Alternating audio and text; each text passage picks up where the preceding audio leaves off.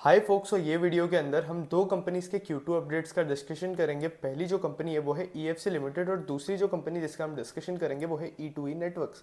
अब पहले जो है हम E2E से नहीं, हम पहले EFC से स्टार्ट करेंगे और फिर उसके बाद E2E का डिस्कशन करेंगे।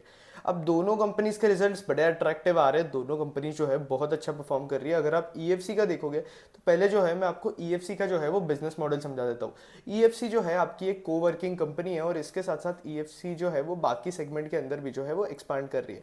अब कोवर्किंग कंपनीज क्या होती है पहले मैं आपको ये बता देता हूँ। अब कोई भी कंपनी है, फॉर एग्जांपल अगर हम टाटा मोटर्स की एग्जांपल लेकर बात करते हैं या टाटा स्टील की बात करते हैं, तो टाटा स्टील या टाटा मोटर्स जब ये काम करते हैं या फिर ये लोग काम करते हैं तो इन्हें ऑफिस स्पेसेस की जरूरत पड़ेगी। अब obviously Tata Motors, Tata steel जैसी बड़ी बड़ी कंपनीज जो है वो खुद के ऑफिस खुद बनवा के वहाँ जो है अपने एम्प्लॉयज़ को बैठा सकती है, और वहाँ इनके एम्प्लॉयज़ वगैरह जो है वो काम कर सकते हैं। बट कुछ कंपनीज होती है जैसे कि आपके नए नए स्टार्टअप्स वगैरह होते हैं, उन्हें जो है इसकी बहुत ज़्यादा ज़रूरत पड़ती है, क्योंकि हर स्टार्टअप के लिए शुरू शुरू में अफोर्डेबल नहीं होता है ना कि वो खुद आकर ऑफिस बना दे, और फिर वो ऑफिस बनाने के बाद उनके एम्प्लॉयज़ वगैरह या वो खुद भी वहाँ जो है वो काम करे, क्योंकि ऑफिस बनाने के लिए आधे से ज़्यादा एक्सपेंस चल जाएगा उनका। तो इसलिए ये लोग क्या करते हैं कि ये लोग जो है ये कोवर्किंग कंपनी जो होती है कोवर्किंग स्पेस के अंदर वहाँ जो है इनका ऑफिस वगैरह जो है वो लीज पे लेते हैं। अब कोवर्किंग स्पेस होता है, उसके अंदर ऐसा भी हो सकता है कि अगर कोई बड़ी कंपनी उसके अंदर एक्वायर कर रही है, कोवर्किंग स्पेस के अंदर जगह एक्वायर कर रही है, तो भाई वो सारे फ्लोज ले ले। बट ऐसा भी हो सकता है कि भाई आपके जो छोटे छोटे क्लाइंट है एक ही बिल्डिंग के अंदर अलग अलग कंपनीज के जो है वो ऑफिसेस रहे। मैक्सिमम केसेस में कोवर्किंग कंपनीज के अंदर ऐसा ही होता है कि एक बिल्डिंग होती है, उसमें अलग अलग कंपनीज के जो है वो ऑफिसेस होते हैं, अलग अलग कंपनीज के जो है वो फ्लोर्स होते हैं। तो स्टार्टअप के केस में भी ऐसा ही होता है। अब छोटी जो कंपनीज है जो कि काम वगैरह कर रही है, उनके कुछ ऑपरेशंस वगैरह चल रहे, पता नहीं है कि भाई अगले 6 महीने बाद चलेंगी नहीं चलेगी, ऑपरेशन चालू रहेंगे उनके बिजनेस के, क्या होगा बिजनेसेस के साथ, ऐसा कुछ नहीं पता है।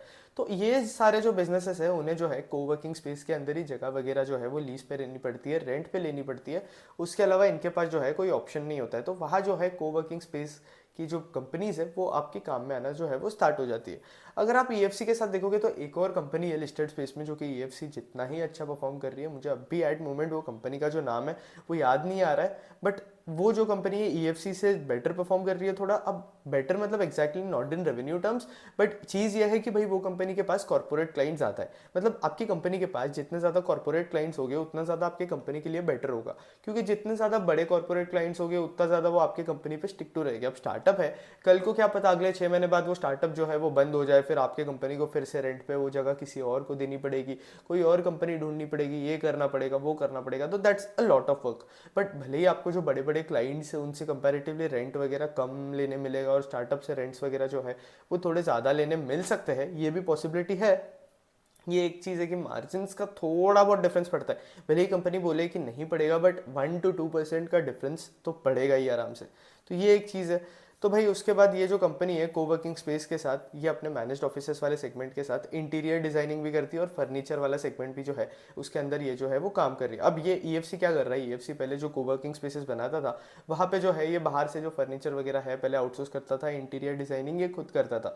अब ये लोग क्या करते हैं कि कोई दूसरी कंपनी आज कल को समझो कि टाटा स्टील को जो है एक ऑफिस बनाना है, तो वो EFC के पास आएगी, EFC को बोलेगी कि हमें कंसल्टेशन दो, हमें बताओ कि इंटीरियर सर्विसेज जो है वो हमें कहाँ क्या करना चाहिए, किस तरीके का इंटीरियर बनाना चाहिए। तो ये जो है इनकी जो कंपनी है व्हाइट हिल्स, वो प्रोवाइड करती है ये वाली सर्विस। और फिर फर्नीचर की बात करें तो इन्होंने EK डिज़ाइन नाम की जो है फर्नीचर के लिए भी एक सब्सिडरी ओपन की है, एक छोटा सा ब्रांच ओपन किया है इसी कंपनी के अंदर।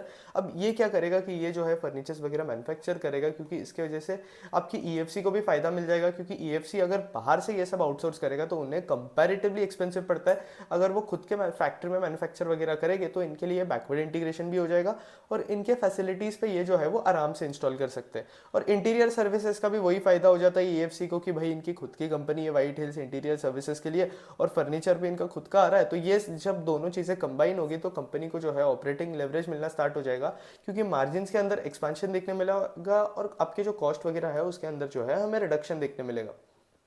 अब नंबर्स की बात करें तो EFC ने पिछले Q2 ओवर Q2 अगर हम कंपेयर करें FY25 और FY24 के, तो EFC ने जो है अपने रेवेन्यूज कुछ 72% के आसपास जो है वो इंक्रीज करे, और प्रॉफिट आफ्टर टैक्स हुआ है 391% से इंक्रीज। मतलब छप्पड़ तोड़ इसको जो है वो ऑपरेटिंग लेवरेज मिल रहा है भाई, बहुत ज़्यादा एक्स्ट्रा ऑपरेटिंग लेवरेज मिल रहा है इस कंपनी को। मतलब कोई 100% नहीं, 120% नहीं, सीधा 394% के आसपास। और कंपनी जो है अभी अगर आप देखोगे तो भाई क्लाइंट्स भी लेकर आ रही है नए नए। अगर आप देखोगे तो TCS, अमेजॉन, ये कोफोर्स, ये सारे जो क्लाइंट्स है वो ऑनबोर्ड कर रही है, बड़े बड़े कॉर्पोरेट्स भी ऑनबोर्ड कर रही है, क्योंकि सिर्फ स्टार्टअप्स को ऑनबोर्ड करके आपकी कंपनी का कुछ होगा नहीं, क्योंकि कल को अगर स्टार्टअप ऑपरेट करना बंद कर दिए तो आपकी कंपनी के लिए जो है वो प्रॉब्लम हो जाएगा। लेकिन अगर आप बड़े बड़े कॉर्पोरेट क्लाइंट्स भी लाओगे आपकी कंपनी के अंदर, उन्हें जो है कोवर्किंग स्पेस प्रोवाइड करोगे, आप कॉर्पोरेट क्लाइंट्स के लिए भी ये जो है वो अफोर्डेबल होता है, क्योंकि हर जगह ये ऑफिस खरीद के, परचेस करके, लीज करके नहीं कर सकते। उससे ज़्यादा तो ये है कि वो कोवर्किंग स्पेस के अंदर ही काम कर ले, तो उसके अंदर जो है कॉस्ट एफिशिएंसीज भी इन कंपनीज को जो है वो मिलती है। तो इसलिए ये बड़े बड़े क्लाइंट भी ऑनबोर्ड कर रहे हैं, तो इनसे इनके क्लाइंट्स का भी फायदा हो जाता है और EFC जैसी जो कंपनीज होती है उनका भी फायदा हो जाता है। अब EFC के मैनेजमेंट ने क्लियर कट गाइडेंस दे दिया था कि FY25 में हम जो है हमारे रेवेन्यूज 100% के आसपास इंक्रीज करेंगे या 100% से भी ऊपर इंक्रीज करेंगे, मतलब टॉप लाइन जो है वो डबल कर देंगे। आज के डेट पे इनके जो रेवेन्यूज FY24 के अंदर वो 410 करोड़ के आसपास थे। FY25 में हम ऐसा अज्यूम कर सकते हैं कंपनी के गाइडेंस के हिसाब से कि रेवेन्यूज जो है आराम से 820 के ऊपर ही होगे, और ऑपरेटिंग लेवरेज तो इस कंपनी को मिल ही रहा है, तो हम ये भी अज्यूम कर सकते हैं कि ऑपरेटिंग लेवरेज आपका मोर देन 100% ही मिलेगा इस कंपनी को। तो उस हिसाब से अगर आप देखोगे तो भाई EFC कंपनी जो है, अगर आप EFC लिमिटेड की बात करोगे तो ये कोवर्किंग स्पेस के अंदर जो है ये कंपनी है और एक्चुअली अच्छा परफॉर्म कर रही है। हम इसे रियल एस्टेट के सेगमेंट के अंदर ही डाल सकते हैं काइंड ऑफ, क्योंकि ये रियल एस्टेट की ही कंपनी हम बोल सकते हैं। और ऐसा नहीं है कि भाई EFC जो है क्या करता है, ये सारे ऑफिसेस वगैरह लीज पे लेता है खुद और फिर उसके बाद दूसरे कंपनीज को देता है, ऐसा नहीं है। बहुत केसेस में ऐसा भी होता है कि कोई जगह उन्हें ऐसे लगती है कि भाई ये जो है वो अच्छी डील मिल रही है, उन्हें यहाँ लेना जो है, जगह लेनी वर्थ इट है, तो भाई वो वहाँ भी जगह जो है वो सीधा परचेस कर लेते हैं और फिर उसे जो है वो रेंट पे डाल देते हैं। ऐसा भी करते हैं, बट हर बार ऐसा नहीं है कि वो सिर्फ लीज पे लेते रहते हैं। और ये जो लीज वगैरह पे लेते हैं तो ये लैंडलॉर्ड वगैरह से लीज पे लेते हैं या फिर जो दूसरे लोग हैं उनसे लीज पे लेते हैं, तो ये कुछ 5 ईयर्स लॉन्ग टर्म के हिसाब से ये लीज पे लेते हैं। तो अगर जस्ट इन केस कोई इनका क्लाइंट इन्हें छोड़कर चले जाता है तो वो जो जगह है वो एम्प्टी रहेगी जब तक वहाँ कोई नया क्लाइंट नहीं आता है। तो ये एक चीज़ है, ये कुछ रिस्क है जो कि हमें नोटिस करनी चाहिए। अभी फिलहाल तो इसकी ऑपरेटिंग अगर आप देखोगे तो ऑपरेटिंग एफिशिएंसी वगैरह EFC की जो है वो सही है, और एवरेज ऑक्यूपेंसी रेट जो है वो 90% के आसपास चल रहा है इसका, तो उस हिसाब से जो है वो डिसेंट है। अब फर्नीचर ने, कंपनी के मैनेजमेंट ने गाइडेंस दिया था कि वो कुछ 250 to 300 करोड़ का जो रेवेन्यू है वो आपके इससे ही लेकर आ जाएंगे, आपका फर्नीचर वाला जो सेगमेंट है उससे ही आ जाएगा। तो देखते हैं कि अब गाइडेंस तो इन्होंने बड़ी अच्छी दी है, तो अब देखते हैं कि कंपनी किस तरीके से परफॉर्म कर रही है। Q2 के नंबर्स बड़े अच्छे हैं कंपनी के कि एट पार ऑफ गाइडेंस ही है, तो हो सकता है कि कंपनी जो है अपना गाइडेंस जो है वो कंप्लीट कर दे। और अगर कंपनी अगर कॉन्स्टेंटली अपने गाइडेंस पे एक्ट करती रहती है, क्योंकि ये कोवर्किंग स्पेस जो है बड़ा इंटरेस्टिंग है और इसकी नीड भी है इंडिया के अंदर अभी फिलहाल, और इतना ज़्यादा एकदम मैच्योर कॉन्सेप्ट भी नहीं है अभी तक कोवर्किंग स्पेस का। मतलब है, ऐसा नहीं है कि कोवर्किंग स्पेस इंडिया के अंदर है नहीं, बट एकदम बहुत ज़्यादा मैच्योर नहीं है। आई थिंक AWFRL दूसरी कंपनी का नाम, हाँ AWFIS दूसरी कंपनी का नाम था। अगर आप देखोगे तो ये कंपनी के पास EFC की तरह ही है जो कंपनी है कोवर्किंग स्पेस के अंदर है, और इसके पास जो है मैक्सिमम कॉर्पोरेट क्लाइंट्स है। अगर आप देखोगे तो मैक्सिमम जितने भी बड़े बड़े कॉर्पोरेट क्लाइंट्स हैं वो इनके पास है। मतलब ये स्टार्टअप्स वगैरह भी रखते हैं, लेकिन ये कंपनी जो है EFC के हिसाब से सेफ है, क्योंकि मैक्सिमम क्लाइंट वही कॉर्पोरेट वाले क्लाइंट्स है, तो ये जल्दी छोड़कर तो नहीं जाएंगे इन्हें। फिर दूसरी कंपनी जिसका हम डिस्कशन करेंगे वो है E2E नेटवर्क्स। अब E2E की बात करें तो ये जो है AI ML और क्लाउड सर्विसेज वगैरह जो है ये कंपनी प्रोवाइड करती है। ये कंपनी कॉन्स्टेंटली अच्छा परफॉर्म कर रही है। कुछ टाइम बाद मैंने इसका मैनेजमेंट का कॉन कॉल भी पूरा अच्छे से पढ़ा था, 2-3 क्वार्टर के कॉन कॉल पढ़े थे। तो बात करेंगे E2E का। पहले प्रेस रिलीज कंपनी ने जो दिया है उसके बारे में जो है हम देखेंगे, और फिर उसके बाद जो है दूसरे इस पे जाएंगे। और अगर हम E2E की बात करें तो भाई ये जो कंपनी है वो अच्छे से परफॉर्म कर रही है। अगर आप देखोगे तो रेवेन्यूज, अगर आप इस कंपनी के देखोगे किस तरीके से कंपनी परफॉर्म कर रही है, तो 120% का इंक्रीज देखने मिला है हमें रेवेन्यूज के अंदर। अगर आप सितंबर का क्वार्टर देखोगे तो उस हिसाब से E2E जो है एक्चुअली अच्छा परफॉर्म कर रही है। कंपनी को जो है वो ऑपरेटिंग लेवरेज में मिल रहा है अगर आप देखोगे तो। और E2E का अगर आप मेन बिजनेस देखोगे तो वही क्लाउड सर्विसेज, AI ML वाली सर्विसेज है।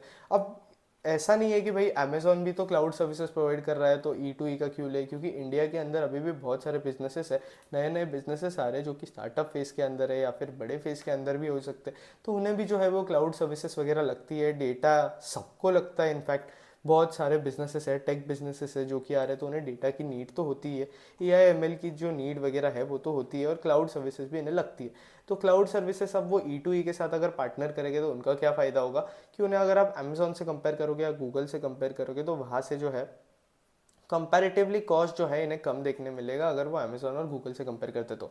और अमेजोन और गूगल जो है बहुत सारी सर्विसेज एक साथ प्रोवाइड करते तो हर एक क्लाइंट के लिए जो है वो अफोर्डेबल होता नहीं है। ई सर्विसेज क्या करती है, वो कस्टमाइज सर्विसेज प्रोवाइड करती है कि मतलब ये क्लाइंट की इतनी इतनी नीड है ना, तो हम इन्हें इतनी सर्विसेज प्रोवाइड करेंगे। इसकी इतनी नीड है तो अगर फॉर एग्जाम्पल अगर जोमेटो की बात करें और कोई छोटी कंपनी उसके बारे में बात करें, तो जोमेटो को ऑब्वियसली ज़्यादा नीड होगी और छोटी कंपनी को ऑब्वियसली कम नीड होगी, तो वो छोटी कंपनी को उस हिसाब से ट्रीट करेंगे।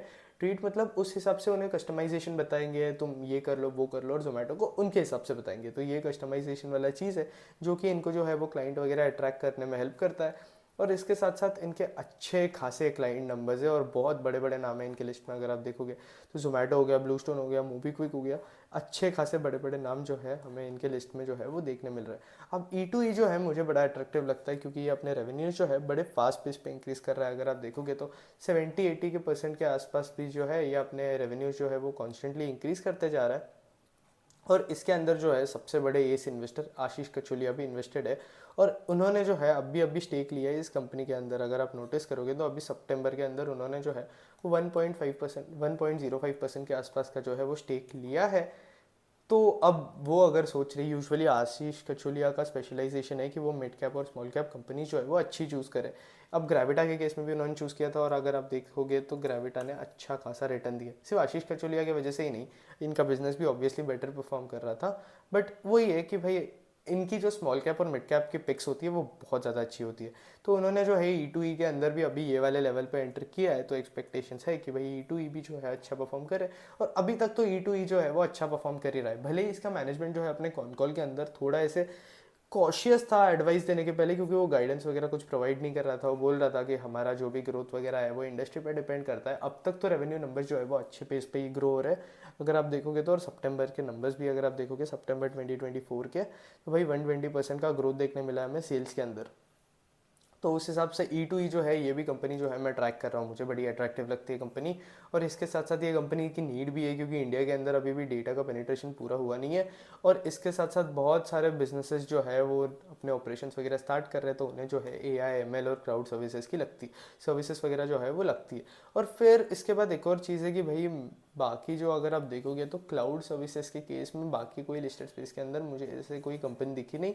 और इसका एनवीडिया के अंदर भी अगर आप देखोगे तो वो बात अलग है कि आपके जो बड़े बड़े जायंट्स है अगर वो क्लाउड सर्विसेज प्रोवाइड करते हैं जैसे कि TCS वगैरह, तो फिर वो बात जो है वो थोड़ी अलग पड़ जाती है। बट अगर छोटी कंपनीज़ की बात करें तो मुझे ई के अलावा और तो कोई कंपनी मिली नहीं। अगर आपको कोई कंपनी पता है तो कमेंट सेक्शन के अंदर बता देना, तो उससे भी स्टडी करने को जो है वो बड़ा मज़ा आएगा। और फिर अगर आप इसके बाद देखोगे तो एनवीडिया, AMD, इंटेल और माइक्रोसॉफ्ट जो है इसके पार्टनर्स हैं। वो इस बार तो डिसेंट थे, मतलब 120% के आसपास आए थे। अगले क्वार्टर में देखेंगे कि ई जो है किस टाइप के नंबर्स लेके आता है, और फिर जो है हम डिसीजन ले सकते हैं। अभी के लिए तो है मुझे ये कंपनी बड़ी इंटरेस्टिंग लग रही है। अब तक तो ठीक ही चल रहा है कंपनी के साथ, बट आगे का पता नहीं क्या होगा। बट मैं ये कंपनी के लिए बुलिश हूँ थोड़ा, मेरा जो है इस कंपनी के लिए बुलिश आउटलुक है। इस वीडियो को बस हम इतना ही रखते हैं। अगर आपको वीडियो अच्छा लगा तो लाइक कर देना, कंटेंट अच्छा लगा तो चैनल सब्सक्राइब कर देना। That's it, thank you for watching.